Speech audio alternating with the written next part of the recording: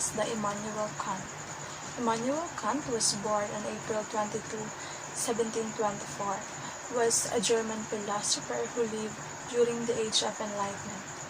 Immanuel Kant was one of the foremost thinkers of Enlightenment and arguably one of the greatest philosophers of all time. In him were subsumed new trends that had begun with the rationalism stressing reason of René Descartes and the empirism stressing experience of Francis Bacon. He thus inaugurated a new era in the development of philosophical thought. Immanuel Kant's prominent work are the Critique of Pure Reasons and the Practical Reasons, the focus of which are his thoughts on epistemology, metaphysics, and ethics. Lastly, Immanuel Kant was the major inspiration for German idealism, a movement in German philosophy in the late modern era through his development of Kantianism. Theory of deontology. Theory of deontology is closely associated with Immanuel Kant's model of ethical theory. In theory of deontology, it argues that the morality, that is, rightness or wrongness of an act depends on whether such act fulfills a duty or not, rather than its consequence. Deontology ethics is duty-based. As a matter of fact, deontology comes from the Greek word deon, which means duty.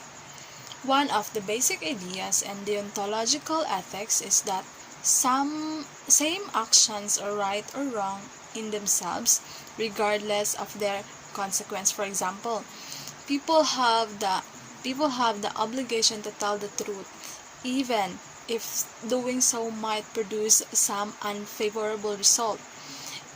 In other words, as Kant would have us believe, telling the truth is always right in itself, even if again doing so might produce some unfavorable result. Telling a lie is always wrong. On the contrary, it's always wrong for In telling a lie, it's always wrong for deontological ethics.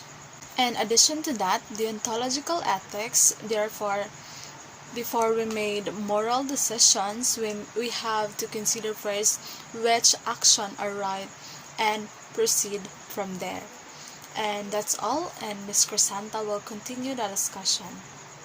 Hi everyone, my name is Colano Crisanta, BC in the group 15.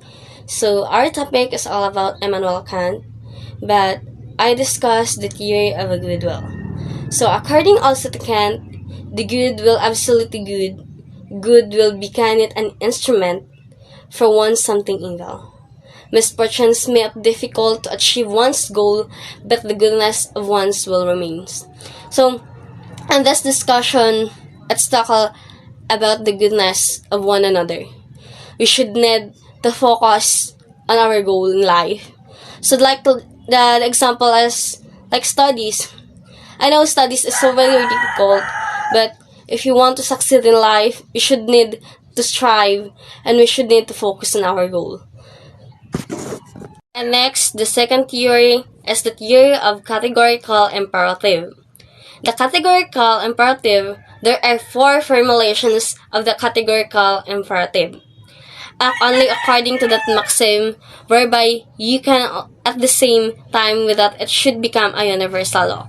So, in this discussion, in this topic, it's related on the humanity, which is what are doing in life or what the vices that we have. So, for the example is cheating during exam or quizzes.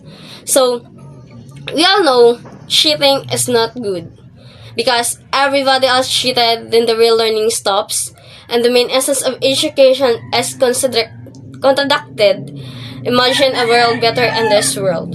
So, and sa ato kabaluta nga, the process of cheating, kabaluta nga, unfair kay sa uban, nga makabuhat ta og kanang dili gud maayo nga kanang binuhatan, then for me it's better to learn even though it's so hard. It's better to learn than to cheat. So kailangan ta maging fair.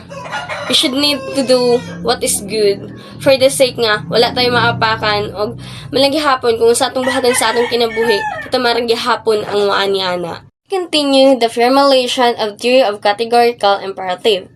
First, the formula of a humanity. Act in such a way that you treat humanity, whether in your own person or in the person of any other. Never merely as means to an end, but always in the same time as the end. So, it's all about the humanity. So, kung miingon tang humanity, kita nga tao. So, ang main point ani is the respect and dignity that we must always treat them as a ends in themselves and never as mere means. So, but pasabot, i-treat nato ang ubang tao nga, kailangan tumuhatag og respeto because in this world, on the respect and dignity that we have, nga kailangan nato og kaayuhan nga kanang ma-prove sa ubang tao nga bisan unsa pa ang tao, kailangan nato we deserve the respect. And kung respeto na to ang ubang tao, much better yung respeto po nila. Second formulation is the formula of anatomy. The third, practical principles follow the ultimate condition. So, the example here, if you are see that someone is poor and hungry, his end at the point might be to get food. So, nagaano siya sa kanang dawi nga mag-treat ta sa ubang tao or mutabang ta sa ubang tao. Syempre, it's all about nga kanang generosity na.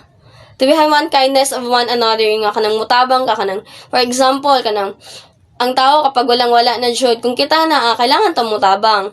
Even though it's a little nga kanang tabang good, pero dako na kay nag-value sa ilaha. For example, nga kanang gutuman ang tao, pag mangayo sa to, kailangan na tumutabang. So, tao raman ta, so kailangan na to magtinabangay. As the kingdom of ends formulation. Act according to maxims of universally legislating member of a merely possible kingdom of ends. So, according to maxim, the example here is the personality or attitudes of one another, of the person, rather, na kanang unsa gud ang gina-show nimo sa ubang tao or kanang unsa jud kanang ginapakita nimo nga kanang batasan sa uban, yun is a bad or good. So, usahay kanang nagamatter siya sa purpose sa tao. Nagadepende sa tao kung unsa siya iyang buhaton. But we should need to state nga kanang personality good nga kanang mabuhat og butang nga kanang usahay makaayo sa uban, usahay dili. So, we all know what is the good and right. So, in this world, kailangan siya nato nga kanang naguday ka ng anang fairness sa ubang tao because we live nga kanang naay peace, naay kanang humble sa katao. So, and this is Crisanta Colano, the group 15. Thank you and God bless y'all.